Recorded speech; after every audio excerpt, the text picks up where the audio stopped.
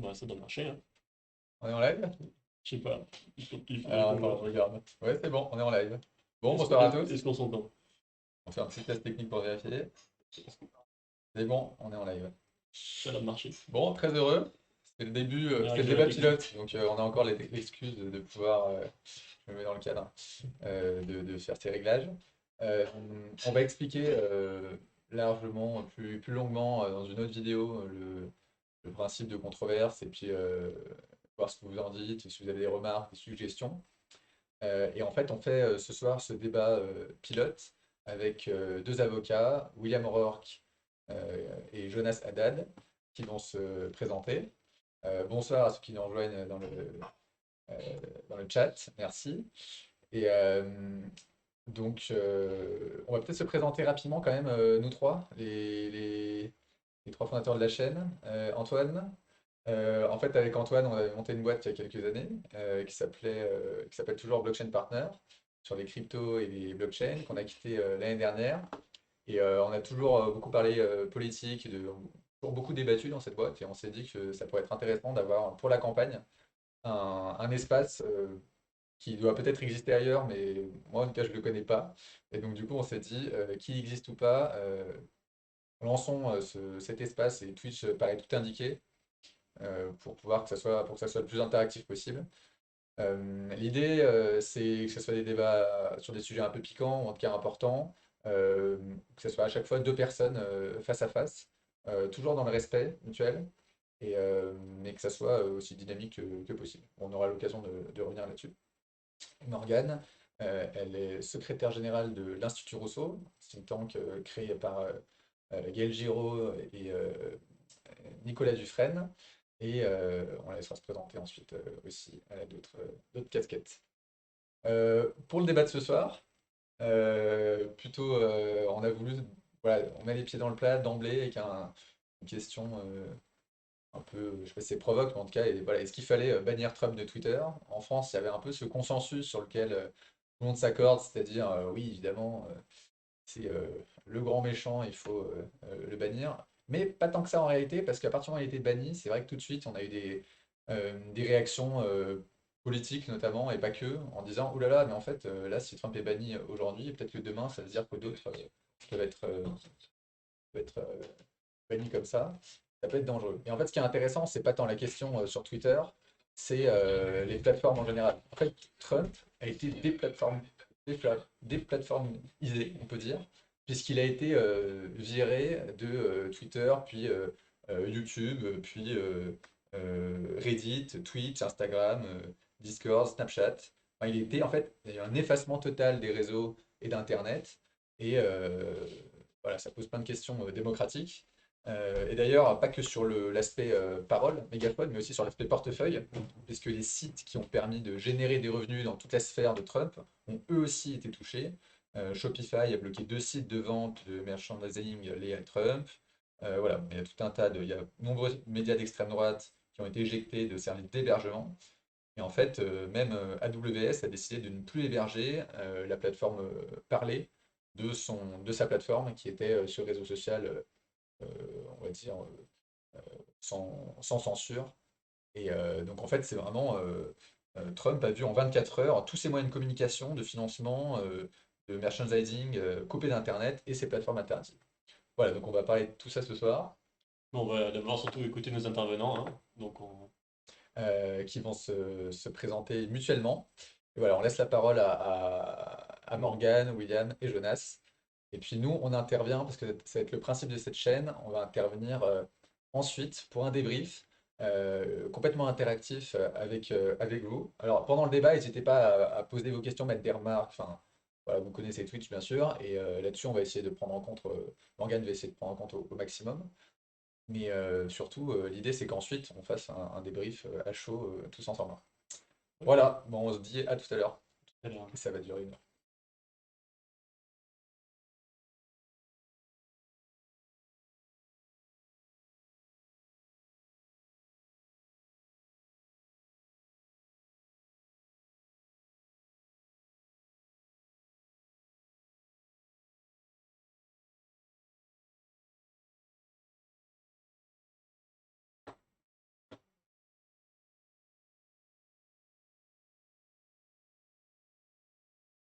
Donc, n'hésitez pas à commenter pendant le débat. Moi, je suis là pour modérer et pour prendre en compte aussi donc, les questions qui seront posées par la communauté. J'essaierai de faire rentrer tout ça pour clarifier les positions de nos intervenants et les controverses qu'ils veulent trancher, les débats qu'ils peuvent avoir entre eux sur l'action à mener ici pour ce soir face à la politique de bannissement des réseaux sociaux de personnalités publiques comme Trump. Donc ce qu'on essaye d'introduire aujourd'hui avec, Controverse, c'est, que d'abord les deux personnes qui vont débattre ce soir se présentent mutuellement. Donc je laisse donc la parole à William et Jonas pour une présentation mutuelle. Bonsoir à vous 2. Bonsoir. William, tu veux commencer du coup? Je vais commencer, merci pour la politesse. Jonas Haddad est donc avocat, cofondateur du cabinet Hashtag Avocat, qui est spécialisé dans les nouvelles technologies et dans les startups, bien connu à Paris. Il a également un engagement de longue date à droite, chez les Républicains. Il a notamment travaillé avec Luc Châtel. Il est actuellement engagé dans la région de Rouen. Il est d'ailleurs secrétaire adjoint de la Seine-Maritime des Républicains. Et il a également une activité au sein du think tank de la Fondation Concorde. Super. Bah écoutez, merci beaucoup, William.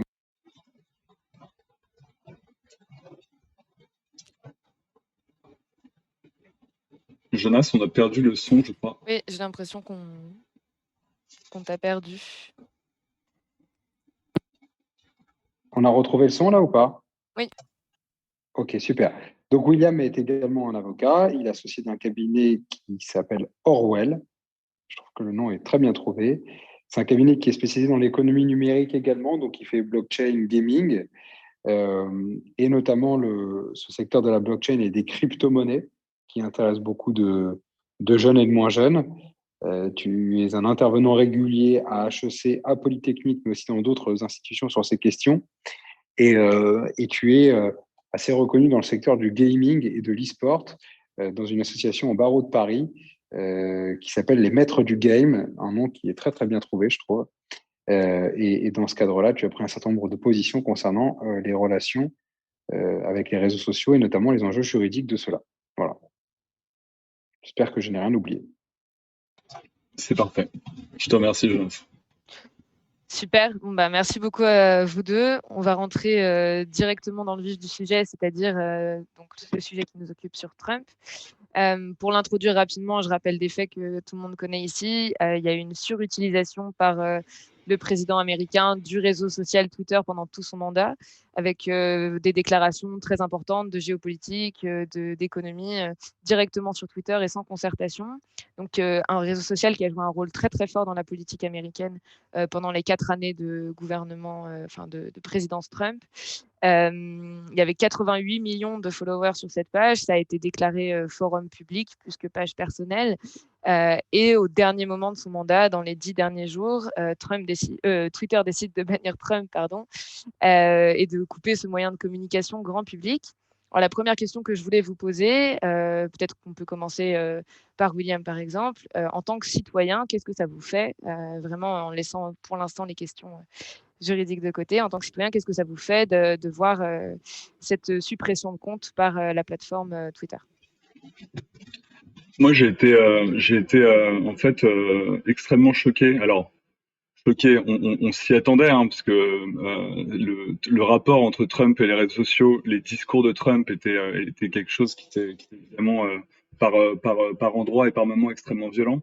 Mais je trouve que ça a été un peu l'acmé d'une évolution qui est selon moi regrettable, qui est une évolution en fait de politisation et de digitalisation des réseaux sociaux. On leur demande de prendre des responsabilités et ils prennent donc ces responsabilités qui, selon moi, ils n'ont pas à prendre, d'autant que, comme tu l'as très bien rappelé, Morgane, aujourd'hui, les réseaux sociaux, et a fortiori, quand ils sont utilisés par des personnalités comme Trump, qui est avant d'être une personne relativement imbuvable et quand même avant tout un président qui a été démocratiquement élu, sont des problèmes. D'ailleurs, il y a beaucoup d'ailleurs de sujets, ça entraîne beaucoup de sujets juridiques là-dessus. Voilà. Moi, j'ai été très désagréablement. D'accord. Jonas, peut-être que tu souhaites réagir également. Bah, disons que au départ, j'ai été aussi choqué, comme William en réalité, de ce bannissement. Cela dit, après, quand on élargit un peu pas le débat pour l'instant, mais surtout le spectre, on se rend compte que c'est aujourd'hui la première source d'information des plus jeunes, les réseaux sociaux. Donc, on ne peut pas considérer que ce sont simplement des agrégateurs de contenu. Et effectivement, si on peut se poser la question du deux poids, deux mesures, de se dire mais pourquoi Trump a été banni et pas d'autres personnes qui, eux, sont pires, puisque ce sont des dictateurs qui n'ont pas été élus, ça n'enlève pas le fait qu'il y a une véritable politique de régulation qui est nécessaire de ces contenus, parce que, et ça a été très bien montré, notamment dans un certain nombre de documentaires, ces réseaux aussi se fournissent, sont alimentés par une sorte de course au buzz et à la négativité. Et en fait, on ne peut pas construire une société apaisée et équilibrée si on ne régule pas cette polarisation qui est générée par les réseaux sociaux. Voilà. Qu'aujourd'hui, on considère, si vous voulez, que c'est normal que ce soit la loi de la jungle, je ne le conçois pas, même si je comprends que, par exemple, je ne sais pas, il y a 300 ans, quand la presse a émergé, un certain nombre de personnes ont pu dire aussi, bah oui, bah voilà, on peut écrire très bien que le roi est un con, il faut pouvoir le dire. Oui, évidemment, c'est possible. Cependant, après, nos sociétés, elles évoluent, et pour qu'on puisse trouver de l'équilibre entre l'intérêt qu'il peut y avoir à avoir de l'information et l'obligation d'avoir de l'information, parce que l'information, c'est salvateur, et la régulation de cette information pour pas créer une société qui est polarisée, il faut trouver le juste équilibre. Et à mon avis, si on se contente de regarder juste le sujet de Trump, bon, on peut passer à côté du débat dans son intégralité. D'accord, mais est-ce que justement, et je pose la question à vous deux et n'hésitez vraiment pas à réagir l'un sur les réponses de l'autre, mais est-ce que justement on peut considérer que les tweets d'un personnage public et politique comme Donald Trump, c'est de l'information ou c'est une prise de position et ça n'a pas forcément vocation à informer. C'est-à-dire que lui, c'est pas comme si un média commençait à tweeter des fake news ou quelque chose comme ça. On peut pas parler de fake news si c'est un personnage qui explicite ses vues. Qu'est-ce que vous en pensez? Elle est où la barrière entre désinformation et simplement positionnement dans le débat, en fait? Moi, je pense qu'il n'y a pas de barrière parce qu'il donnait aussi des informations, par exemple, sur des nominations qui étaient tout aussi officielles. Donc, quand il dit j'ai viré tel ministre ou enfin tel secrétaire et où j'ai viré le patron d'une agence et que ça sort avant même que ça sorte sur les canaux officiels, il y a aussi une notion d'information officielle. Quand il dit on a trouvé quelque chose pour le vaccin, etc., alors que c'est même pas encore sorti sur des canaux officiels, en fait, il se servait de cette ambiguïté qui doit être levée, à mon avis, pour exploiter les potentialités, que ce soit à la fois officiel et que ça ne le soit pas, et que ce soit aussi des prises de position. Par nature, c'est voilà, il n'y a pas de neutralité. Neutralité d'ailleurs qui est assez curieuse, parce que bon, on rentrera dans le débat après. Quand Twitter et Facebook ont mis en place de la régulation en disant attention, cette information vient d'un gouvernement, comme ça a été le cas par exemple pour Rochataudet en France, je trouve qu'on n'est pas allé assez loin. Soit on le fait pour tout le monde, soit on le fait pas. Et on l'a fait pour Rochataudet, on l'a pas fait par exemple pour CNN. Donc, si vous voulez, je pense qu'au contraire, bien moins qu'essayer de retirer de la régulation, il faut qu'on amplifie cette régulation. Mais c'est intéressant ce que tu dis, Jonas, parce que d'un côté, tu mettais en avant le fait que la suppression du compte de Trump, qui a choqué tout le monde au début, évidemment, c'était un événement historique, mais qui après a trouvé que c'était un argument peut-être en faveur d'une plus grande régulation. Toute la question, et c'est je pense tout le débat qu'on va avoir ce soir, c'est que tu peux pas d'un côté dire que le réseau doit rester neutre, l'information est neutre, que Trump à la fois pour faire de la politique, donner de l'information, faire des fake news et avoir des discours qui parfois peuvent blesser, voire être des discours qui sont quasiment. Enfin, ce qui s'est passé avec le Capitole et Trump. J'imagine qu'il y a un personne avec le Capitole. Et de l'autre côté, demander une régulation, parce que la question va être quelle régulation et comment tu mets en place cette régulation. Et justement, en fait, moi, ce qui me fascine, c'est que beaucoup de gens aujourd'hui demandent plus de régulation. On voit avec les lois sur les fake news. Moi, j'aime bien la définition qu'en donne quelqu'un comme Guillaume Champeau. C'est une nouvelle qui, tout simplement, en fait, correspond pas à votre discours à vous. Parce que, à part, je parle pas des fake news absurdes comme les vaccins servent à mettre des puces 5G dans la peau. Mais la fake news, c'est aussi le mensonge. Et le mensonge, c'est aussi le discours de l'adversaire. Et en fait, jusqu'à maintenant, la réglementation qui consistait à dire que ces acteurs doivent rester neutres, elle avait pour but, justement, de maintenir les manipulations politiques qui peuvent arriver par l'intermédiaire de la régulation à l'extérieur.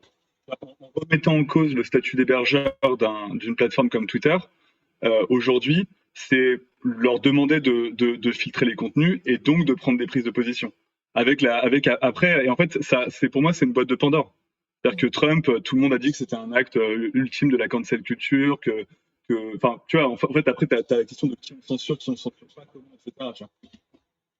Je suis d'accord avec ce qui est dit, mais simplement, si on n'ouvre pas cette boîte de Pandore, on n'y arrivera pas.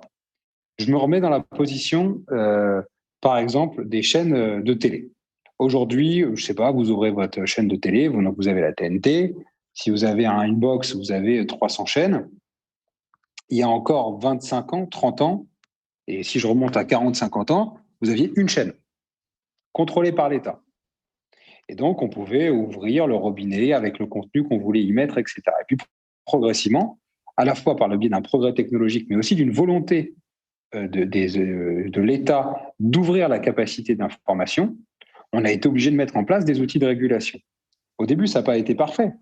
Ça a été le CSA, et il y a des chaînes comme Canal+, par exemple, qui ont joué avec la limite, notamment avec l'avènement de la pornographie, dans lequel ils ont dû mettre des limites en place, etc. Bien sûr qu'au départ, il y avait des gens qui disaient « Ah, mais non, mais on ne va pas commencer. Si on ouvre, on doit ouvrir tout. » Je vous donne un autre exemple, les radios libres. Les radios libres, pendant un moment, quand vous vouliez ouvrir une radio, vous deviez demander à l'État. Et puis, progressivement, vous avez eu des dizaines de radios qui sont ouvertes et n'importe qui avait le droit d'ouvrir sa radio. Mais après, il y a eu forcément une régulation parce que la société a posé des cadres pour faire en sorte que cette information qui est donnée, même si c'est une information qui n'est absolument pas officielle, je veux dire, une personne qui appelle une radio libre à 22h, 23h, eh ben, il faut qu'il y ait la capacité de pouvoir le réguler. Alors attention, Oui. c'est plus facile de mettre des gens à écouter un poste au niveau du CSA ou de se mettre derrière un poste de télé ou d'avoir des signalements CSA lorsque c'est 300 chaînes maximum et d'un autre côté une centaine de radios. C'est certain que c'est plus facile qu'à côté de Twitter. Mais lorsque ça concerne des gens qui sont extrêmement connus et dans lesquels on a la capacité de mettre en place des mécanismes de dérégulation, moi je pense qu'on pourrait demander et contraindre des sociétés privées qui sont les réseaux sociaux, comme on a contraint les sociétés privées que sont des chaînes de télé et des chaînes de radio. Mais là, en l'occurrence... Se mettre d'accord avec eux sur un modus vivendi, mais on ne le demande pas parce qu'on n'ose pas le faire. Enfin, pardon, on n'ose pas le faire dans certains pays. Quand vous voyez les auditions de Facebook aux États-Unis, quelqu'un comme Zuckerberg, il n'est pas ménagé. Voilà. Donc, Non, tout à fait. Mais là, en l'occurrence, la question n'est pas de savoir si on régule les réseaux sociaux. Enfin, dans le cas de Trump, c'est pas de savoir si on régule les réseaux sociaux, c'est si on laisse les réseaux sociaux réguler la parole eux-mêmes. Et la question porte bien là-dessus. Vous contredisez-moi bien volontiers si jamais c'est pas ce que vous pensez, mais il y a deux questions qui est celle comment on régule le contenu sur les réseaux sociaux ou est-ce qu'on laisse les plateformes le faire et décider qu'est-ce qui est un contenu approprié ou non. Mais pour moi, je vais te contredire, Morgane, parce que tu nous y invites. C'est les deux faces d'une même pièce, parce que Jonas parlait du fait qu'il fallait absolument réguler. Moi, je suis d'accord, personne n'est pour la loi de la jungle. Personne. Jonas est avocat, moi aussi, dans notre cabinet, je pense qu'on voit tous les deux passer des horreurs. Des cas de harcèlement. Moi, dans le e-sport et dans le gaming, comme vous pouvez l'imaginer, il y a des choses pas très belles qui se passent sur Twitch, notamment d'ailleurs. Comme quoi cette plateforme peut conjuguer le meilleur et le pire, je l'espère. Mais c'est la question, c'est aujourd'hui, vous voyez bien que la déplatformisation de Trump, pour moi, c'est un des symptômes, encore une fois, un des symptômes très forts d'un mouvement qui vient pour une part de la société. En effet, certaines personnes se font harceler en ligne, certaines personnes souffrent de passe sur les réseaux sociaux, accessoirement, c'est un espace numérique comme un autre, hein. Dans chaque espace, il y a des bons, et des personnes bonnes et des personnes mauvaises. Et vous avez aussi une reprise en main du politique. Et ça, c'est un point moi que je trouve assez intéressant, c'est qu'on voit que toutes les successions de lois contre le terrorisme, les successions de lois comme la loi Avia sur les fake news, c'est aussi un moment où vous voyez les pouvoirs publics, les autorités, maintenant considèrent que l'espace numérique, quand ils disent c'est la loi de la jungle, c'est pas quelque chose, ils viennent pas là uniquement pour rétablir l'ordre, c'est aussi parce ils viennent aussi mettre de l'ordre dans un espace dans lequel maintenant vont jouer les élections. Et moi, je le vois vraiment comme une forme. Alors, là, encore une fois, tout ça est très mixé et très inconscient, mais c'est une forme de reprise en main politique sur les réseaux sociaux. Et sans ces velléités en gros, pour le dire en une phrase, s'il n'y a pas des lois comme la loi Avia, Twitter n'aurait jamais, de sa propre initiative, commencé à flaguer les contenus. Maintenant, dès que vous retweetez, on vous demande de lire le journal, etc. Bon, ça, c'est des choses anodines, mais c'est un même mouvement. Jonas, peut-être une réaction sur ce que vient de dire William? Non, je pense qu'en fait, évidemment, il y a la législation sous le coup de l'émotion qui peut exister et que c'est, bien sûr, à chaque fois qu'il y a des entreprises terroristes ou des choses comme ça, comme des cyberharcèlements ou des gens qui se suicident à cause d'un cyberharcèlement, la première chose que veut faire le législateur, c'est de contrôler. Et c'est normal, en fait. Je pense que le rôle d'un réseau social n'est pas d'incarner la démocratie. Je m'explique. Le rôle d'un réseau social, c'est d'appliquer des règles qui sont fixées par le peuple. Et les représentants du peuple, ce sont les élus. Donc, à partir du moment où les représentants du peuple fixent, dans les limites naturellement de ce qui est prévu dans la Constitution, des limites à l'accès d'une personne à un réseau social parce qu'il menace la stabilité d'une société, c'est le rôle des réseaux sociaux d'appliquer ça. Maintenant, pour pouvoir l'appliquer, la problématique, c'est qui est le gendarme au sein de ce réseau social. Voilà. Donc, il va y avoir des comités qui vont être mis en place de plus en plus dans ces réseaux sociaux, des comités d'éthique, etc. Alors, évidemment, il y a beaucoup de choses à redire sur ces comités d'éthique. Parce que quand vous voyez les comités d'éthique, eux-mêmes sont biaisés et ils ont une éthique qui peut appartenir effectivement à une vision peut-être... oui, moi, vous en avez parlé tout à l'heure, je suis engagé politiquement plutôt à droite. Il y en a certains qui disent, bah voilà, les réseaux sociaux, donc des gens qui sont quand même engagés plutôt du côté gauche. Mais c'est pas parce que c'est des gens qui sont plutôt engagés du côté à gauche que ça doit empêcher cette régulation. Voilà, parce que ça a des conséquences. Et aujourd'hui, j'aime bien quand parfois les gens disent oui, bon voilà, alors ce qui peut se passer, les raids numériques, virtuels, c'est plus le numérique, c'est plus le virtuel. Vous demandez à des gens qui ont en dessous de 30 ans, leur réalité, elle n'est principalement que par les réseaux sociaux. Donc, il n'y a pas d'autre réalité. Et encore plus quand vous êtes enfermé, et encore plus quand il y a un confinement, et encore plus quand aujourd'hui, vous structurez à la fois une société et une économie par là.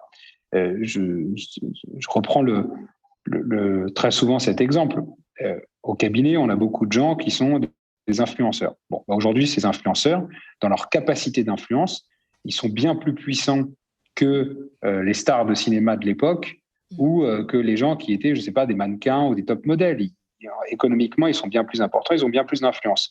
Est-ce que si demain, ces influenceurs poussent des contenus qui sont illégaux, il faut pouvoir les bannir du réseau social? Pour moi, oui. Parce qu'ils ont une influence très importante sur des jeunes, sur des enfants qui le regardent, ou alors pour Trump, lorsque ça le concernait, sur des gens qui veulent déséquilibrer un pays. Encore une fois, ce n'est pas parce qu'on a banni Trump que je veux dire qu'il faut bannir plus de monde. Il faut qu'ils prennent davantage leurs responsabilités et que, à mon avis, les réseaux sociaux ne soient pas, si vous voulez, le réceptacle de toutes les haines et les névroses qui peuvent exister dans cette société, parce que sinon, la société va être extrêmement polarisée et tout le monde finira sa journée très, très fatigué après avoir ouvert Twitter ou après avoir ouvert Facebook. Voilà, il faut une sorte de modération, de pondération de ce qui se dit sur l'espace public. Ça, j'entends bien. Je me permets de rebondir parce que j'ai une question donc de Jérôme B dans le chat qui nous ramène directement au personnage politique. Et effectivement, je comprends que vous faites pas forcément de distinction entre les personnages publics politiques et le commun de ce qui peut se passer sur les réseaux sociaux et qui peut être effectivement affreux.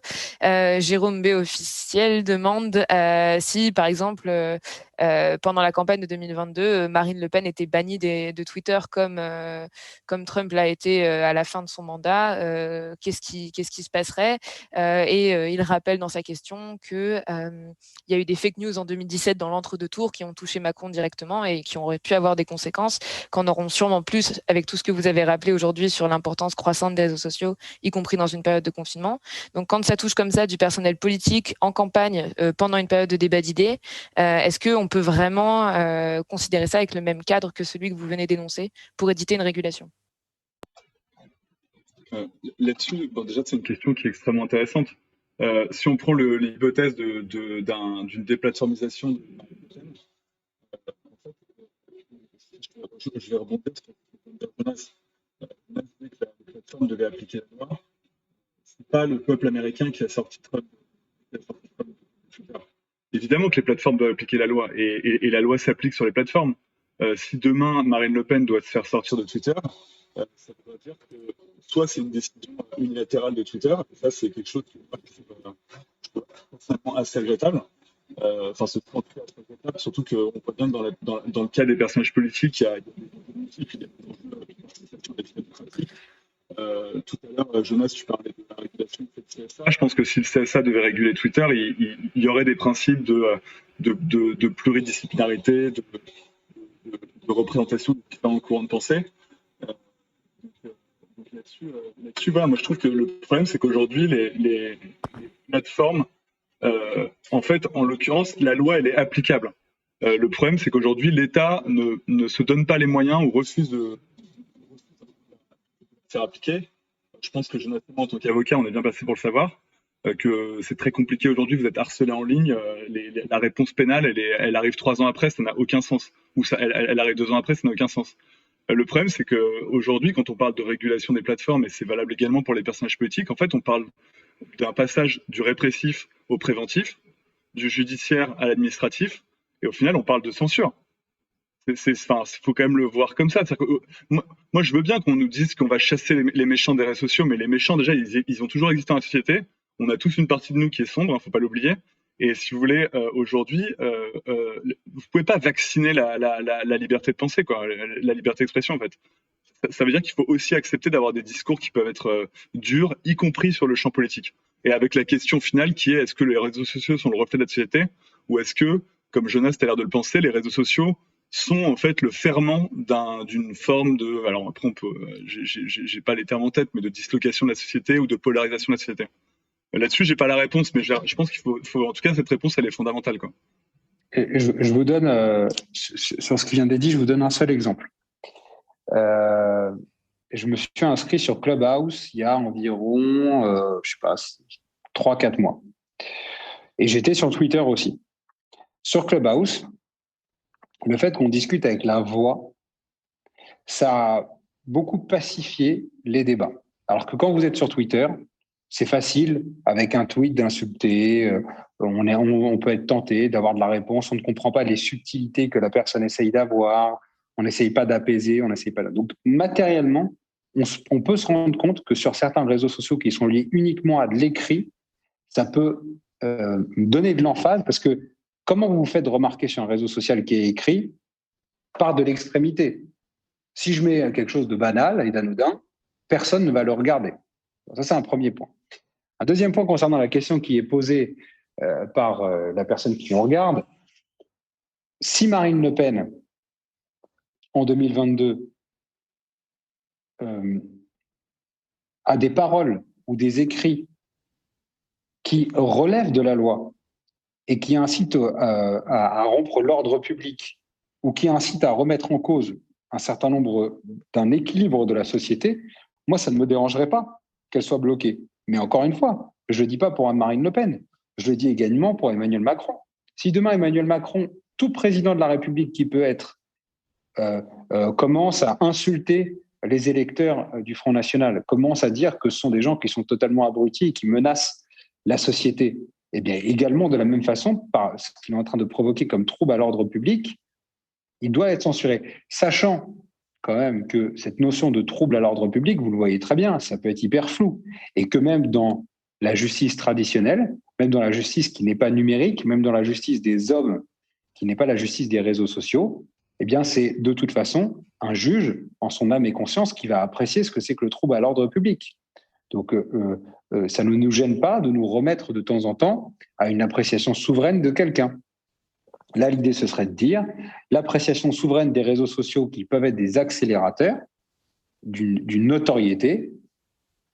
Si vous jouez le jeu des réseaux sociaux et que vous gagnez en notoriété grâce aux réseaux sociaux, pour moi, vous devez accepter la règle que ce qui vous a propulsé puisse également se séparer de vous. C'est la même chose d'ailleurs pour les chaînes de télé. Vous avez bien vu, puisqu'on parle de Marine Le Pen, je peux vous parler aussi par exemple d'Éric Zemmour. Lorsqu'Éric Zemmour dit des choses à la radio et que ça ne convient pas à la personne qui est à la radio et que la personne à la radio, le propriétaire de la radio lui dit « tu as dit quelque chose qui ne plaît pas au CSA et donc on a décidé de te sortir de la radio », c'est son droit.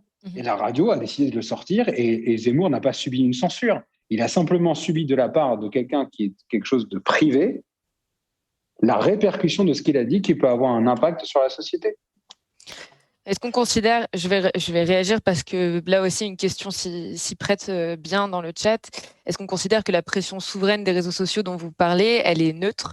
Et j'ai une question notamment de quelqu'un qui s'inquiète du fait que éventuellement des politiques, des candidats politiques pourraient investir des réseaux sociaux, créer des plateformes ou simplement agir dans leur régulation, enfin on va dire pour en prendre le contrôle. Donc c'est pour citer directement, est-ce qu'en investissant dans une société de réseaux sociaux, des politiques candidats pourraient obtenir un avantage? Est-ce que c'est quelque chose qui est envisageable par le droit? Et plus généralement, est-ce qu'on considère vraiment que la pression du réseau social est neutre et objective? Avant de répondre à cette question, je relève quand même, Jonas, que tu reconnais à Marine Le Pen et candidat français, on va dire, de la future campagne présidentielle, des droits que Trump n'a pas eu. C'est-à-dire que pour les candidats, là, tu parlais du fait d'une décision souveraine des juges. Je pense qu'on sera tous d'accord c'est une démarche qui est naturelle, en tout cas. Et Trump a déplatformé encore une fois, sans aucune décision ni politique ni juridique, donc sans procédure, et d'où je te laisserai te répondre peut-être juste après. La réponse à la question sur le chat. Moi, ça me semble naturel que les personnages politiques, quels qu'ils soient, d'ailleurs qu'ils soient officiellement des politiciens ou pas, investissent les réseaux sociaux. Investir financièrement dans un réseau social, je vois pas trop l'intérêt. Je pense plutôt à l'utilisation du réseau social. On le voit d'ailleurs que c'est fait de toutes les manières possibles. Hein. Il y a des très belles choses. Il y a des partis politiques qui utilisent les réseaux sociaux aussi pour troller. Donc on retrouve en fait toujours c'est un terrain de jeu qui doit, selon moi, rester neutre juridiquement et technologiquement, quitte à accepter aussi des comportements qui parfois peuvent être qui peuvent choquer, bien sûr, dans le cadre de la loi qui s'applique, mais qui s'applique comme ordre numérique, c'est-à-dire a posteriori, après une enquête et Je vais donner encore une fois un parallèle avec des médias plus traditionnels et qui montrent qu'en fait, ce contrôle des politiques sur certains médias existe déjà. Vous aviez quelqu'un qui était ministre sous François Hollande qui s'appelle Jean-Michel Baillet, qui était propriétaire d'un certain nombre de journaux dans le sud de la France, dans le sud-ouest de la France notamment. À l'époque, personne, mais alors vraiment pour le coup personne, ne s'est réellement offusqué du fait que cette personne-là contrôlait des médias. Et dans cette zone-là de la France et à cette époque-là, ces médias étaient bien plus puissants que des réseaux sociaux. Donc, en la matière, disons qu'il y a une forme de tolérance française sur le fait qu'on puisse posséder à la fois des médias et avoir une influence politique. Je vous donne un autre exemple, même plusieurs. En Normandie, il y avait Paris-Normandie qui était contrôlé par quelqu'un qui s'est présenté aux élections. Je vous donne également l'exemple de Bernard Tapie avec la Provence, qui pendant un moment avait aussi des visées politiques en tant que telles. Donc, il n'y a rien de nouveau là-dedans. Simplement, ce qui pourrait être nouveau, c'est que le canal de communication, c'est-à-dire le réseau social, serait créé par un candidat lui-même. Trump a annoncé qu'il allait en créer un. Mais Trump est monté par les réseaux sociaux. De la même façon, Bolsonaro au Brésil, il s'est beaucoup servi de Facebook, et peut-être que demain, il fera en sorte que dans ses équipes, il y ait des gens qui investissent ces réseaux sociaux. Il y a beaucoup de gens de l'administration Obama qui ont investi les réseaux sociaux. Ce n'est pas encore des fondateurs, ils ne sont pas eux-mêmes les investisseurs là-dedans, mais ils sont pas. Le directeur général de Facebook, qui s'appelle Laurent Soli, c'est un des plus proches collaborateurs de Nicolas Sarkozy historiquement. Donc ça existe déjà, cette forme d'interpénétration avec les réseaux sociaux, mais de la même manière que ça existait avec les médias traditionnels, il faut qu'il y ait un moment, il y ait une forme de déontologie qui soit appliquée. Et c'est pour ça que si on n'ouvre pas, pour reprendre l'expression de William tout à l'heure, la boîte de Pandore de la régulation par rapport à cette porosité, et qu'on dit simplement non, mais voilà, ce sont des espaces de liberté, eh bien, il y a des vrais risques de manipulation de l'opinion. Très bien. Et sur le point soulevé par William, peut-être de l'intervention d'un tiers juridique ou d'une réelle procédure en réalité sur ces interdictions, peut-être une réponse? Bon, ça me semble quand même extrêmement compliqué. Il y a un tel volume de données, il y a une telle réactivité qui est nécessaire que si on attend à chaque fois qu'il y ait des décisions de justice, et là aussi on est bien placé pour le savoir, on va attendre énormément de temps. Et puis, le temps judiciaire n'est absolument pas le temps des réseaux sociaux. Vous voyez l'immédiateté avec laquelle les conséquences peuvent se passer. Je vous prends un exemple tout bête. Erdogan en Turquie, il y a environ 4 ans. On est au bord d'un coup d'État. Les militaires sont en train de reprendre Istanbul et Erdogan est totalement enfermé. Il se sert du réseau social pour, entre guillemets, desserrer l'étau médiatique et politique autour de lui, puis après, il passe par CNN. Si on se base sur une stricte légalité d'un certain point de vue, on peut attaquer judiciairement, on peut attaquer en justice ce qu'il fait, parce que d'un côté, il manipule l'opinion et il demande à des gens de se soulever contre l'armée qui est en place. Donc il y a un trouble à l'ordre public. Mais le temps que la justice se prononce sur ce qu'a fait Erdogan, le coup d'État il est déjà terminé. Donc en fait, si on attend à chaque fois qu'il y ait la justice qui intervienne pour réguler ces plateformes qui ont aujourd'hui un impact immédiat, le coup est déjà parti. Et malheureusement, c'est très compliqué de rétroactivement, parce qu'on ne va pas dire oh, bah, finalement, M. Erdogan, vous avez utilisé de façon malencontreuse les réseaux sociaux, bah, on vous destitue, tiens.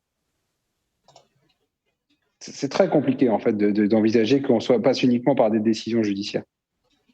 Moi, je trouve ça très intéressant ce que tu viens de dire, parce que tu as entièrement raison, et moi je même avec une justice qui fonctionne bien, ce qui est objectivement pas le cas en France, hein. C'est un autre problème, mais à la limite qu'on n'a pas le temps de traiter aujourd'hui. Mais même avec une justice de luxe, le temps judiciaire sera jamais le temps des réseaux sociaux, soit. Mais là, tu parles de prévenir le mal, alors qu'en fait, la justice, elle est là pour arriver a posteriori et pour faire des exemples. Moi, je vais te citer un autre exemple, typiquement, c'est pour moi le rôle de la justice, là où elle a un rôle à jouer, et ce qui est une forme de régulation qui, selon moi, est plus conforme, encore une fois, à la neutralité des réseaux et à notre système démocratique, c'est si tu sanctionnes sévèrement et justement les gens aujourd'hui sur les réseaux sociaux, tu peux casser ce sentiment d'impunité, qui est en fait la base du problème. C'est qu'aujourd'hui, sur les réseaux sociaux, d'ailleurs que tu sois, enfin ça concerne pas tant les hommes politiques, plutôt les gens qui sont sous pseudonymat.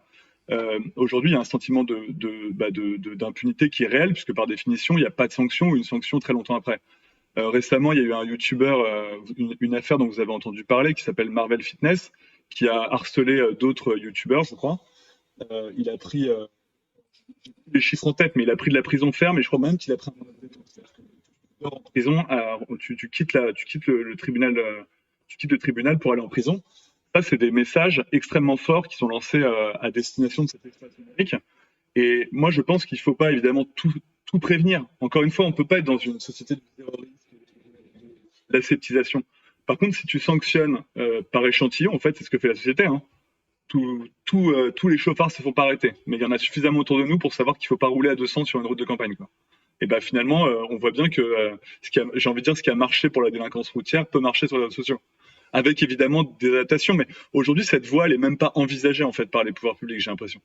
C'est-à-dire que on a fait une croix sur le fait que des procédures, une justice qui fonctionne, ça marche pas, et tout le monde se tourne vers les réseaux sociaux pour leur dire faites le ménage, ce qui en fait veut dire faites de la censure.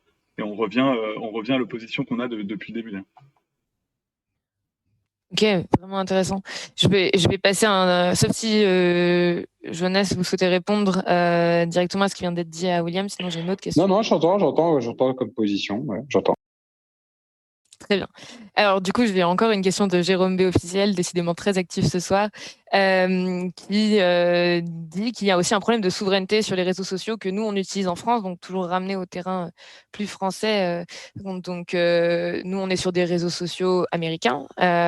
Il mentionne que Cédric O utilise Medium pour s'exprimer, mais est-ce que c'est un sujet de vulnérabilité de notre politique, notre sphère politique et de notre débat démocratique, de sa régulation, puisque faut du moins de cette bonne tenue à utiliser des plateformes qui sont pas entièrement sous notre contrôle, on va dire ça comme ça.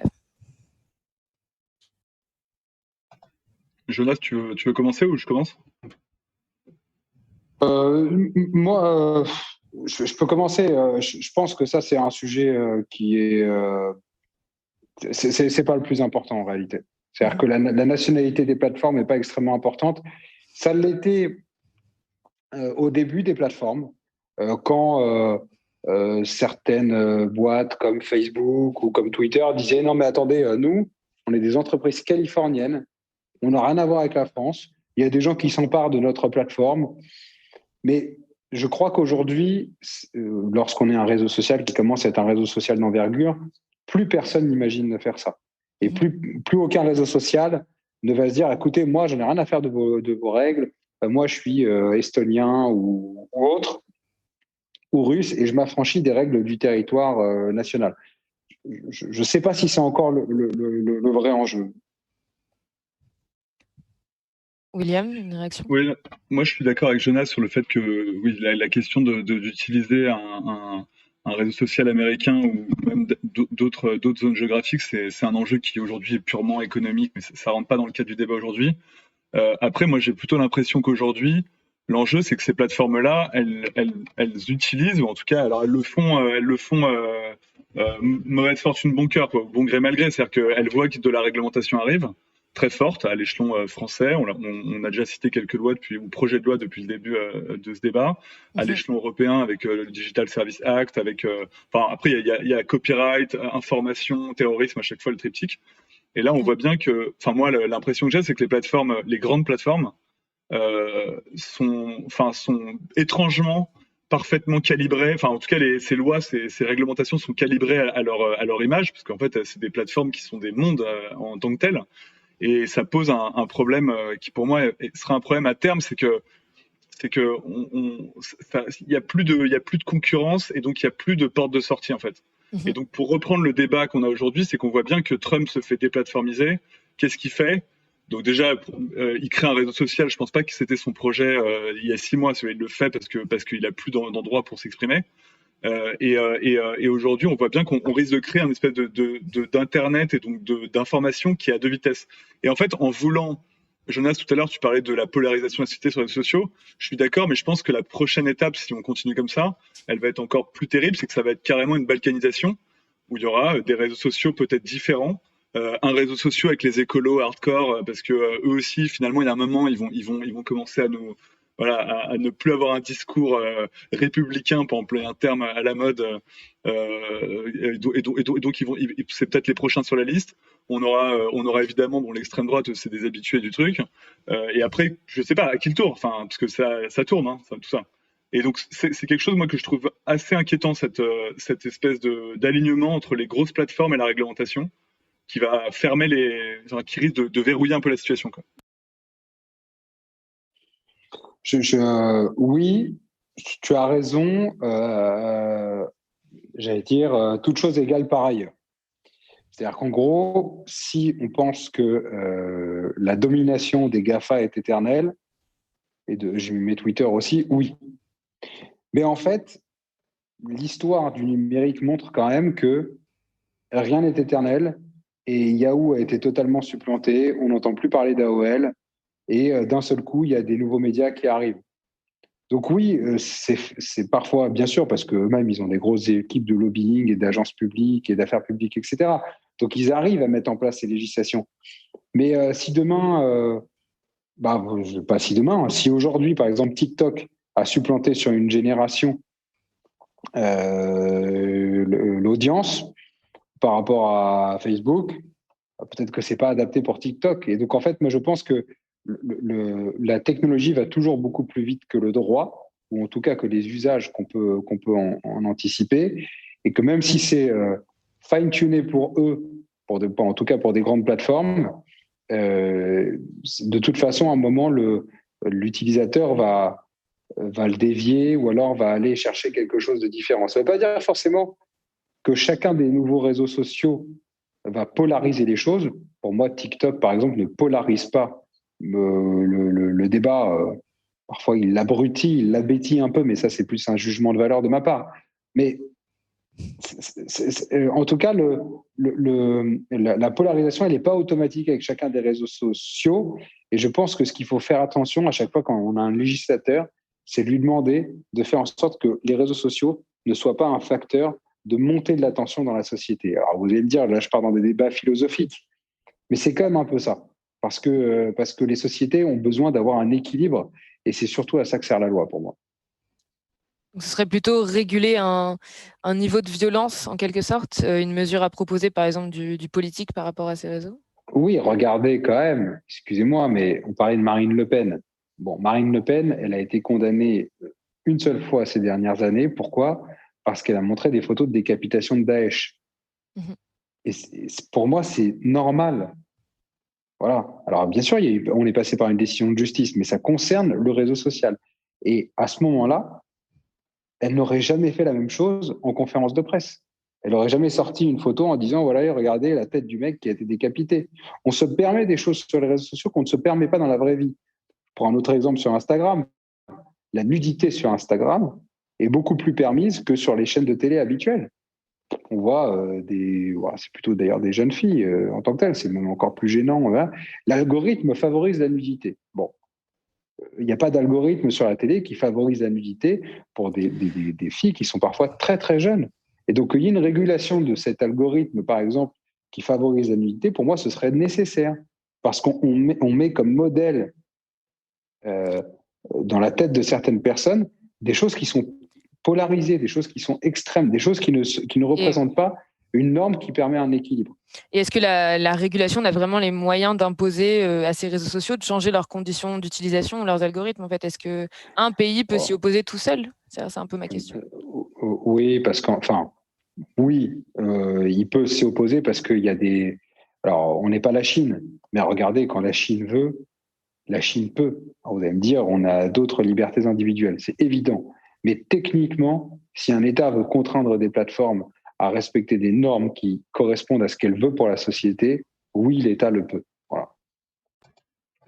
Avec le débat toujours du contenu de la régulation, quoi. Et de la conformité. Moi, je suis entièrement d'accord avec toi, Jonas. Un État, aujourd'hui, surtout, si c'est typiquement à l'échelon européen, même à l'échelon français, la loi Avia, je pense que la question, c'était pas... Enfin, il y avait des questions sur son application, des questions précises. Mais la question, c'était pas est-ce qu'elle sera appliquée ou pas. La question, c'était est-ce que cette loi est cohérente ou pas? Est-ce qu'elle est conforme à nos principes? Le Conseil constitutionnel a jugé que non à 90%. Et en fait, il est là pour moi le débat. Il est plus dans ce que font les législateurs plutôt que de comment est-ce que la loi peut être appliquée, parce qu'évidemment qu'elle peut être transposée après dans les termes ou mis en œuvre par les réseaux. Et William, la loi Avia, qu'en pensez-vous? Peu de bien. Non, la loi Avia, pour rappel, c'était une loi donc contre les contenus haineux. Qui était une loi qui visait notamment à mettre en charge des obligations de quasi-censure, c'est-à-dire en fait, on demandait cette loi demandait aux plateformes de retirer les contenus en 1 heure, ce qui est évidemment très séduisant sur le papier, hein. C'est-à-dire que action-réaction, très rapide. La conclusion quand même qui a été tirée par le Conseil constitutionnel et qui a été d'ailleurs alertée par tout le monde, enfin par beaucoup de gens pendant plusieurs mois pendant les débats de la loi, c'était qu'en fait obliger ce type obliger des plateformes, des services techniques à d'une part détecter des contenus haineux, ce qui en fait est très facile à dire, extrêmement compliqué à faire, et même les juges spécialisés des chambres correctionnelles à Paris, si vous voulez, s'arrachent les cheveux dessus. Donc je vois mal les modérateurs sous-payés de Facebook quelque part en Europe ou hors d'Europe. En fait, et donc ce qui a été censuré, c'est que ça, plus le délai extrêmement court, aurait créé un système où en fait Facebook, et moi en tant qu'avocat, si j'avais été avocat de Facebook, je leur aurais dit, les gars, on ne prend pas de risque. Vous ne serez jamais sanctionné pour avoir censuré. Par contre, vous serez sanctionné s'il y a entre guillemets, un coupable qui s'échappe. Donc, qu'est-ce qu'on fait? Vous me sortez tous les contenus qui correspondent de près ou de loin à du contenu haineux. Et là, on serait arrivé vraiment dans quelque chose un peu à la Minority Report, où voilà, on pense que ça parle, enfin, je vais être un peu caricatural, mais ça parle un peu de Daesh, bon, bah, on fait tomber. Ça parle de, je sais pas quoi, de trucs écolos un peu hardcore, bah, on fait tomber aussi. Il y a une personne qui met une photo de son ventre, hop, on fait tomber. Enfin, voyez, en gros, tout aurait été filtré, quoi. Donc évidemment, j'en pense extrêmement mal. Et moi, je pense qu'il y a vraiment un problème, et encore une fois, intellectuel à l'origine de ça. C'est cette volonté de vouloir contrôler a priori ou très très rapidement ce qui se dit sur les réseaux sociaux. C'est quelque chose qui est, encore une fois, on ne vaccine pas contre la liberté d'expression. C'est-à-dire qu'il n'y a pas de risque zéro. Et la censure, malheureusement, j'ai envie de dire, parce que tout le monde aimerait vivre dans un monde où il n'y a aucune haine, aucune violence, aucun problème. Aujourd'hui, ça amènerait je pense, à des réactions qui seraient totalement disproportionnées, quoi. Une réaction, j'imagine. Non, je pense que il y avait des objectifs à la loi Avia, mais les moyens n'étaient pas les bons. Voilà. Donc très clairement, l'objectif de dire qu'on ne peut pas continuer. Moi, je partage en revanche l'objectif de dire qu'on ne peut pas continuer à avoir autant de déversoirs sur les réseaux sociaux. Je vous donne un seul exemple, par le concret, par le vécu. Je suis avocat d'une victime, d'un gars qui s'appelle Tariq Ramadan, pour ceux qui connaissent. Et en fait, ces personnes-là, ces victimes-là, à hauteur de 200-300 tweets par jour, sont insultées, menacées de mort, menacées de viol en tant que telles. Et on a dû avoir une décision après toutes nos plaintes, etc., qu'il y a pu avoir. Donc, par nature, et vu la multiplication des violences qu'il peut y avoir, des réponses, des réseaux sociaux utilisés comme plateforme pour des délits, il y avait besoin de faire quelque chose. Enfin, je veux dire, le statu quo en la matière était quand même compliqué à accepter. Vous disiez tout à l'heure que j'avais travaillé auprès d'un ministre qui s'appelait Luc Châtel. Déjà, je me souviens, c'était en 2011, on avait passé une convention entre l'État, le ministère de l'Éducation nationale et Facebook, parce qu'on voyait déjà des contenus de harcèlement numérique qui faisaient qu'il y avait des gamines qui s'étaient suicidées quand même. Donc, il y avait déjà besoin de contrôler un certain nombre de choses. Maintenant, les moyens qui étaient utilisés et les moyens juridiques et la latitude totale qui était donnée aux plateformes, effectivement, n'était pas la bonne parce qu'en plus, c'est très compliqué, effectivement, de définir ce que c'est que la haine. La haine, c'est comme la justice. La justice, c'est la seule valeur qui a le même nom qu'un ministère. Le ministère de la justice. On ne sait pas, peut-être que c'est injuste, d'ailleurs, cette forme de justice. Mais ce que je veux dire, c'est que tant qu'on ne définit pas ce que c'est que la haine, en fait, on donne un biais aux plateformes qui peuvent définir elles-mêmes leur notion de haine. Voilà. Donc, il aurait fallu plus rentrer dans le détail, avoir des barrières très claires pour bien définir ce que c'est. On arrive très bien à le faire dans le monde réel. Vous savez, quand on a des fameuses chartes maintenant qui sont signées, on appelle ça les chartes de la laïcité ou des principes républicains pour donner des subventions aux associations, on arrive très bien à définir ce que c'est. On arrive très bien à parler d'égalité homme-femme, d'antisémitisme, de racisme, de xénophobie, etc. On sait le faire. Mais là, on avait donné des contenus qui étaient trop vastes pour des entreprises qui, par nature, aujourd'hui, effectivement, sont dans une notion de ne pas prendre de risques juridiques pour éviter le bad buzz. Donc, bons objectifs, mais mauvais moyens. Donc pour vous, le risque de surcensure que posait William tout à l'heure vient du fait que le législateur n'a pas pris ses responsabilités à définir ce qu'était vraiment la haine en ligne, en fait. Et parce que c'est une question aussi d'équilibre. On voit bien que chaque groupe de pression ou chaque, j'aime pas le terme lobby, mais chaque association voulait que sa propre discrimination dans un monde où chacun se sent opprimé, oppressé, la victime de l'un et de l'autre. Chacun voulait voir à l'intérieur de la définition sa propre oppression, et le législateur a renvoyé la patate chaude aux plateformes. Donc, c'est ce qui s'est passé en réalité. Mais si je peux me permettre juste une remarque, pour moi, c'est pas tellement une question d'objectifs, parce que les objectifs de la loi Avia, c'est des infractions pénales, en fait, pour la plupart d'entre elles. Là, si ce soir j'avais un discours haineux envers vous, vous pourriez porter plainte. C'est enregistré, donc ce serait très simple. Je suis à visage découvert, c'est encore plus simple. Et je me retrouverai probablement convoqué au commissariat dans 6 mois. Mais pour moi, c'est une question de moyens, justement. Et c'est le fait que l'État, qui a, en tout cas la justice, a une forme de. Aujourd'hui, est l'organe légitime. Encore une fois, grâce à des procédures, grâce au fait qu'on puisse faire appel, qu'on a droit à un avocat, ce genre de choses qui, je pense, ce soir résonnent particulièrement à nos oreilles.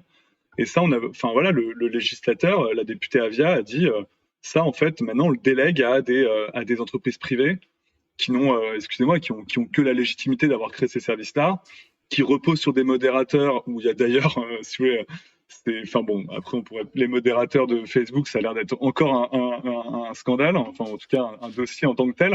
Enfin, voilà, il y a rien qui va, si vous voulez. Pour moi, dans cette loi, il y a vraiment rien qui va. Évidemment, les sentiments sont bons, hein, mais l'enfer est pavé de bonnes intentions, si vous voulez. Et je trouve que c'est assez révélateur de notre société où, en fait, on est prêt à renoncer à nos libertés pour toujours plus de sécurité et surtout de la sécurité, si possible, préventive. Ce qui, pour moi, est quelque chose d'assez inquiétant, mais là, encore une fois, on dérape sur des sujets quasiment philosophiques. Sur l'application, sur ces modérateurs et qui doit appliquer justement la régulation, puisque le temps de la justice est trop long. J'ai une question sur le chat sur est-ce que c'est envisageable un partenariat entre des nouveaux types d'emplois, une formation de personnel du côté administration publique qui soit en charge de cette veille sur les réseaux sociaux? Est-ce que ça doit être externalisé, géré par un tiers? Est-ce que c'est laissé aux réseaux sociaux eux-mêmes, mais avec un encadrement plus précis du législateur ou du réglementaire? Enfin, voilà.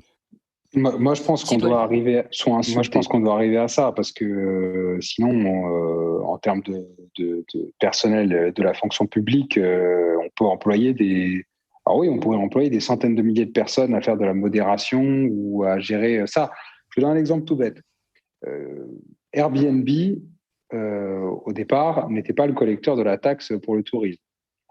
Et en fait, l'État, qui en avait marre de devoir se taper la chasse à Airbnb, a dit à Airbnb, c'est vous maintenant qui collectez la taxe pour le tourisme. C'est extrêmement bien. Ils le font tranquillement en tant que tel. Si demain, dans un cadre défini par l'État, et avec, par exemple, l'accès de l'État à un certain nombre d'informations, on peut contrôler a priori l'entrée dans les réseaux sociaux et pendant l'exercice des réseaux sociaux, ce qui est mis par les utilisateurs, moi je trouve ça très bien. On parlait tout à l'heure du pseudonymat. Alors tout le monde a dit oui, mais alors si on demande à lever le pseudonymat auprès des réseaux sociaux, ça va constituer une base de données avec toutes les pièces d'identité. Non, pas forcément. Ce qu'on peut dire, on peut dire très bien à quelqu'un, tu veux t'inscrire à Facebook, tu veux t'inscrire à Twitter, pas de problème. Tu vas sur un site sécurisé de l'État, tu y déposes ta pièce d'identité, puisque de toute façon, avec aujourd'hui les sites de l'État, c'est déjà ce qu'on a, puisque c'est en ligne en tant que tel. Et après, l'État peut donner un bon pour accord en disant, voilà, il y a un nouvel utilisateur qui va rentrer sur votre plateforme, et si jamais il y a un problème avec cet utilisateur, vous pouvez revenir nous voir, et nous, on a l'information de savoir de qui il s'agit. Donc ça, ce ne serait pas gênant en tant que tel. Et de la même façon, une formation pour les personnes qui seraient en charge de la modération, qui seraient contraints par l'État, comme nous sommes par exemple les avocats des auxiliaires de justice, ou comme les huissiers sont des gens à qui l'État a donné une formation et qui leur dit maintenant, vous en tant qu'acteur privé, vous faites ça pour le compte de l'État. Voilà. Alors, il y a plusieurs sujets. Déjà, Morgane et Jonas, par la suite, quand vous parliez d'externaliser la modération, j'ai envie de dire, on est à 2 doigts d'inventer la justice, en fait. L'administration judiciaire, quoi. Mais à 2 doigts. Oui. Non, mais voilà, c'est-à-dire qu'en fait, il y a un moment, il faut raison garder. C'est-à-dire que vous avez de la modération qui est sur une base contractuelle. Former les modérateurs, peut-être. Après, si vous voulez, Facebook est censé respecter le droit du travail là où là où travaillent ces modérateurs. Après, voilà, la question, c'est de savoir, en fait, la liberté d'expression, ce qui est quand même autre chose pour moi que la collecte d'une taxe, hein, évidemment. La liberté d'expression, c'est qui fixe les limites. Et c'est une question qui, quand même, c'est un débat qui doit avoir 1500 ans, qui doit avoir 300 ans d'histoire moderne. Parce qu'on a décidé que c'était la justice, suivant certains principes, les droits de l'homme, si on part de la période post-révolutionnaire, si vous voulez, etc., etc. Et aujourd'hui, on est en train de renoncer un petit peu, enfin, en tout cas, il y a des velléités de renoncer à ça sur les réseaux sociaux. Pourquoi? Parce que l'État, enfin, les services publics, d'ailleurs, en général, sont en crise et donc n'arrivent pas à s'adapter à une nouvelle réalité. Bon, ils vont y arriver un jour, hein. En tout cas, je leur souhaite et je nous le souhaite en tant que citoyens. Mais c'est pas parce que la justice aujourd'hui est pas bien sur le plan pratique et pas bien sur le plan de son fonctionnement qu'il faut baisser les bras et dire bah en fait on va laisser la Silicon Valley gérer à peu près techniquement et donc au final en pratique quoi ce qu'on a le droit de dire ou pas quoi. Ça c'est un premier point. Et après sur le deuxième point, Jonas, quand tu parlais du pseudonymat et de l'identification des internautes, là-dessus, bon, c'est peut-être quelque chose qui nous sépare, c'est que moi, j'ai pas une foi absolue dans l'État et dans l'administration. Enfin, j'ai un présupposé positif, on va dire, mais ça reste quand même des personnes qui sont politisées. Aujourd'hui, vous êtes un opposant politique, vous n'avez peut-être pas envie de donner votre compte Twitter au ministère de l'Intérieur. Je vais demander aux écolos qui font face à la cellule Déméter pour prendre un cas un peu courant aujourd'hui. Et en plus de ça, enfin ouais, moi je suis pas du tout à l'aise avec cette idée de faire un contrôle a priori ou une identification a priori sur les réseaux sociaux, évidemment quoi. Je trouve ça dangereux politiquement et je trouve ça dangereux accessoirement technologiquement parce que l'État est pas, même si l'État traite beaucoup de données personnelles, il est loin d'être infaillible quoi. Il y a une chose que j'ai du mal à comprendre. En quoi c'est dangereux qu'on sache qui est une personne qui prend la parole dans un champ d'expression publique. Il y a quelque chose que je comprends pas parce que si demain je prends la parole, voilà, je suis sur un micro-trottoir, et ben l'État peut retrouver facilement mon identité en demandant à la personne qui était à l'intérieur. En fait, je comprends pas en quoi. Je suis très attaché également aux libertés individuelles, hein, mais je comprends pas en quoi ce serait une atteinte à la liberté individuelle simplement de savoir qui est derrière un pseudo. Pas tout le temps, évidemment, parce que lorsque l'objectif du pseudo, c'est justement de permettre une forme de liberté. Et l'État va pas tous les 4 matins aller regarder ce qu'il y a en back-office pour savoir qui est derrière un compte. L'objectif, c'est de le faire quand il y a quelque chose qui est une menace. En fait, je vois pas où est la problématique.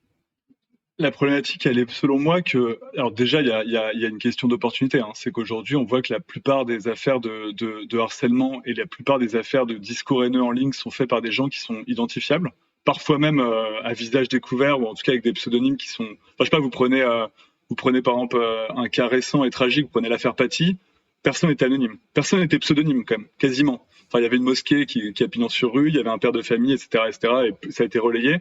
Et donc là-dessus, il y a aussi un premier présupposé selon moi qui est de savoir est-ce que vraiment l'anonymat en ligne, c'est une vraie menace. Évidemment, il y a des cas, je le dis pas, et il y a des cas très techniques avec des gens qui sont sur Tor ou des VPN, etc. Et après, il y a un deuxième sujet qui est que si tu sais que tu es identifié ou identifié par l'État avant de t'inscrire, avant d'utiliser un réseau social, pour moi, ça porte en germe le fait que déjà, rien ne nous dit que l'État va pas y aller tous les 4 matins. Hein. Ça, c'est un souhait, ce sera pas forcément la réalité. Et ça va créer un régime d'autocensure, tout simplement. Et évidemment, pas nous. Toi, Jonas, moi, William, on a des discours qui sont, je pense, j'espère intéressants, mais pas rien de choquant a priori. Mais par contre, si tu es lanceur d'alerte, si tu es opposant politique, si tu veux critiquer le gouvernement, je sais pas, tu demandes à un gilet jaune s'il a envie d'être identifié. Mais les lanceurs d'alerte, avant les réseaux sociaux, ils étaient pareils. Ils avaient la même menace si jamais ils se faisaient filer ou s'ils allaient parler à visage découvert dans une télé, quoi. En fait, je vois pas. C'est juste que je vois pas la différence. En fait, le réseau social, justement, te donne une avancée, c'est qu'il te donne la possibilité de t'exprimer sous pseudonyme, ce que tu ne pouvais pas faire avant, à moins de te mettre dans la rue ou alors d'être dans un bar ou de te cacher dans une cave. Le réseau social te donne cette possibilité qui est une garantie de ta liberté d'expression parce que tu peux le faire sous pseudonymat. Qu'il y ait la contrepartie à cette expression sous pseudonymat, simplement que si jamais ça déborde, on puisse savoir de qui il s'agit, je ne vois pas en quoi c'est gênant d'un point de vue des libertés individuelles. En l'occurrence, là, on voulait vraiment axer quand même le débat, même si on a parlé loi Avia et le pseudo en faisait partie des débats, mais on voulait axer sur les personnages publics, politiques et le contexte d'une campagne ou de personnages identifiés, voire élus. Donc là, est-ce que ce que vous dites sur cette régulation tient toujours d'une certaine façon? Alors, la question évidemment de l'anonymat, du pseudonymat pour des personnes publiques, c'est pas le sujet. Après, on voit que par exemple avec la loi sur les fake news, il y a un pan de cette régulation en tout cas qui aujourd'hui s'adresse donc en l'occurrence aux campagnes électorales en France notamment, mais c'est un débat qui évidemment traverse à minima toutes les sociétés occidentales et je parle même pas de certains régimes plus autoritaires. Là-dessus, c'est un sujet qui aujourd'hui on retombe sur un peu le même problème qui est que évidemment qu'il y a qu'il y a des campagnes d'information et de désinformation en ligne. Il y en a eu avant les réseaux sociaux, ça existait dans les médias, enfin ça existait dans les cafés, ça existait sur les marchés. Enfin voilà, ça fait partie, on va dire, de la vie aussi, enfin du fait qu'on est libre en fait, tout simplement, et qu'on a une vie politique en fait libre, relativement libre depuis pas mal de temps. Là-dessus, pour moi, il y a une définition de ce qu'est la fake news, quoi. Qui aujourd'hui, vous prenez la définition juridique, elle est quand même pas extrêmement claire, et ça. Voilà. Là-dessus, moi, je suis moins choqué clairement par la loi fake news que par la loi Avia, par exemple, au premier abord. Après, ça me pose aussi cette question de cette régulation qui porte sur les contenus, qui sont pas des contenus évidemment évidents et qui constituent des infractions pénales. Il y a toujours cette question de l'appréciation. Avec la différence, c'est que quand même sur les fake news, on passe par la case judiciaire, ce qui est quand même un garde-fou important, quoi, qui n'était pas le cas dans les autres régulations qu'on a abordées jusqu'à maintenant. Super. Il nous reste 2 minutes avant de conclure, puisqu'il me semble que Jonas, vous devez partir après, enfin nous quitter.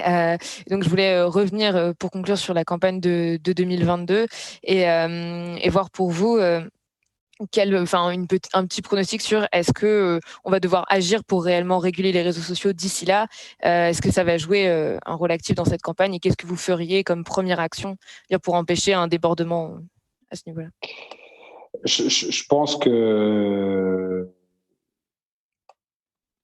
j'ai bien peur que sur 2022, la campagne sur les réseaux sociaux risque d'être un petit peu sale. Voilà.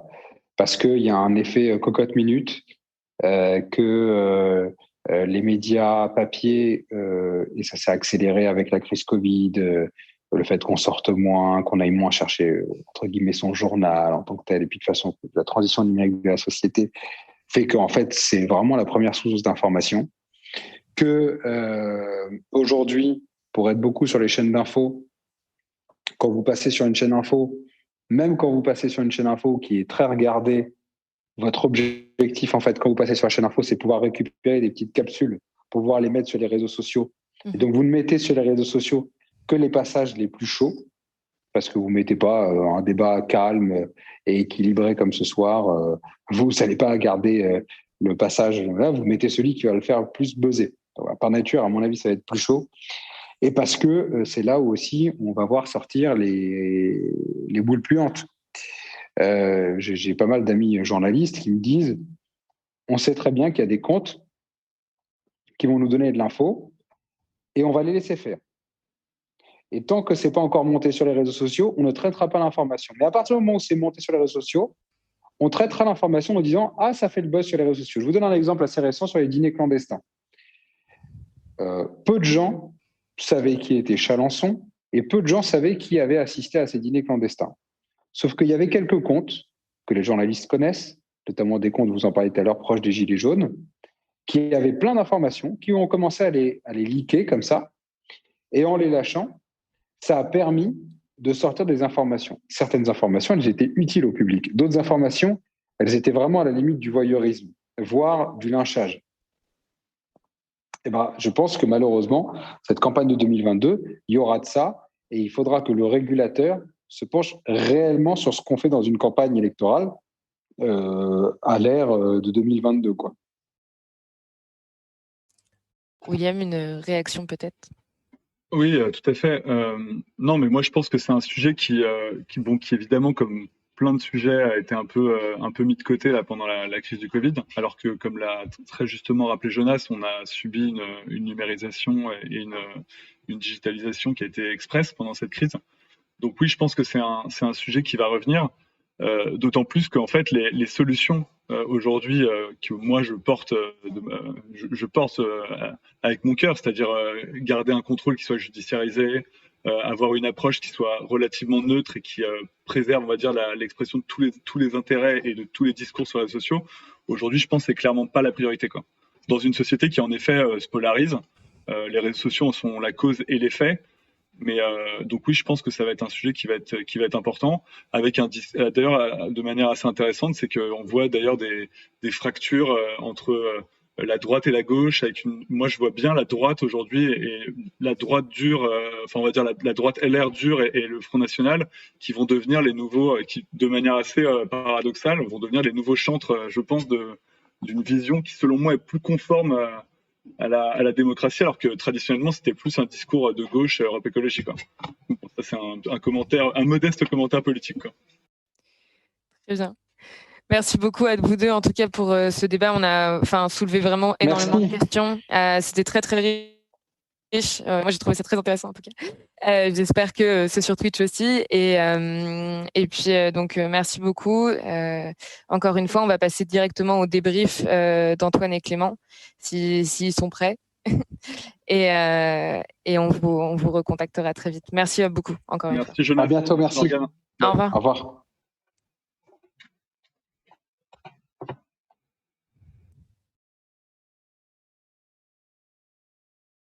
Bonjour à tous. Est-ce que le son fonctionne du coup ici? Allez. Bon, intéressant. Ouais. Est-ce que le son fonctionne, Clément? Le son fonctionne parfaitement. Excellent. Bon, parfait. Débat très riche. Morgane, tu nous rejoins? Oui. Pour ce débrief. Alors, qu'est-ce que vous en avez pensé, vous, dans le chat? Si vous voulez vous exprimer, on va interagir ensemble. Alors, comme c'est le débat pilote, il n'y a pas grand monde, mais en tout cas, on va lire vos commentaires. Une réaction à chaud, Morgane? Est-ce que... Non, mais moi j'ai trouvé ça très intéressant parce que il y avait des points d'accord très clairs entre les deux. Et puis quand même une façon assez différente de voir le rôle de la justice, le rôle de l'État, le rôle de aussi démocratie interne aux réseaux sociaux. Enfin, est-ce que c'est un endroit réellement de débat ou est-ce que c'est un endroit où on doit contrôler un niveau de haine et de Sont contradiction insultés, minimum? menacés de mort, Ouais, même menacés j'avoue de... qu'ils m'ont convaincu certains parfois un peu à tour de tour, de tour à tour, donc j'étais un pareil. petit peu... C'est marrant, effectivement, de se dire que... en fait, il y a eu des désaccords et des désaccords. Mhm. Et sur les moments de désaccord, ils étaient, je trouve, tous les deux assez convaincants dans Ouais. leurs arguments. Oui, tout à fait. Je trouve que pour un premier débat pilote de controverse, c'est pas mal l'objectif qu'on voulait se fixer, c'est-à-dire Exactement. de poser à plat pas mal de choses. Enfin, même si pour moi, c'est pas un problème de révéler les dîners clandestins. Oui, après, on a nos avis personnels. Effectivement, moi, c'est pas des sujets que je maîtrise forcément. Mais en tout cas, de mon côté, c'était assez clair. Et je sais pas s'il y a d'autres. Pour l'instant, il n'y a pas de remarques. J'ai pas vraiment pu poser toutes les questions. Il y en Est-ce qu'on avait veut les poser en plus?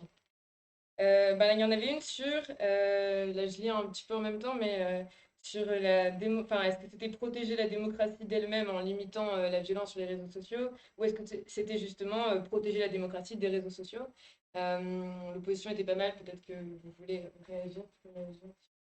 Alors, la nous, avec question. Antoine, on n'a pas pu suivre autant que possible le débat parce qu'on était pris dans des contraintes techniques. Oui, euh, Parce que c'est le premier, mais on pourra être plus présent la prochaine fois et donc le débrief pourra être plus riche. Là, pour cette fois-ci, on va pas pouvoir commenter grand-chose avec Antoine puisque on n'a pas pu tout suivre. Par ailleurs, on va retenir les leçons aussi de ce premier, enfin de ce débat pilote, On voit qu'il les fait le problèmes taf. de son côté William. Euh, et, Ouais, problème ouais. de son côté William. Ouais. N'hésitez pas à nous faire remonter aussi voilà, si vous avez des suggestions, si vous avez vu des choses qui n'allaient pas, n'hésitez pas à nous dire. En tout cas, pour nous, on va tirer les leçons, puis on essaiera que pour le premier, pour le lancement officiel, on règle un maximum de choses, et puis qu'on fasse un débrief plus riche, et puis on espéra qu'il y aura encore plus de monde dans le chat pour En tout que ça cas, les puisse être intervenants étaient vraiment bons. J'espère qu'on aura des gens aussi bons la prochaine. exactement. Et bravo Morgane pour Ouais, l'animation. exactement. Hein. Ouais, Merci. c'était super. Beau taf. Ouais, joli Bon, travail. merci d'être venus les copains. Et puis On À se dit bientôt. à très vite. Salut, merci.